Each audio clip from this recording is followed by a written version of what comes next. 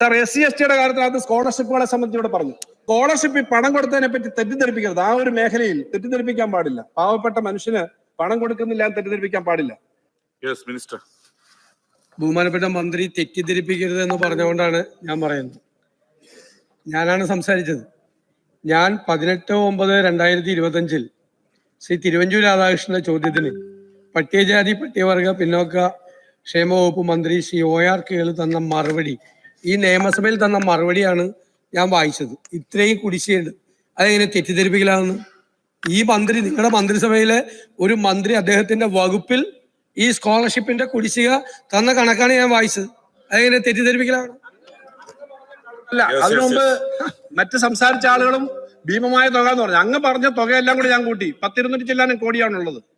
Sir 100-200 കോടി രൂപയുടെ ഈ സമയത്ത് ചില കുടിശ്ശികള് ലാസ്റ്റ് മന്തിലെ കൊടുക്കാൻ കാണും, ഇല്ലെന്നല്ല. ഈ സമയത്ത് ചില കുടിശ്ശികള് ലാസ്റ്റ് മന്തിലെ കൊടുക്കാൻ കാണും, ഇല്ലെന്നല്ല.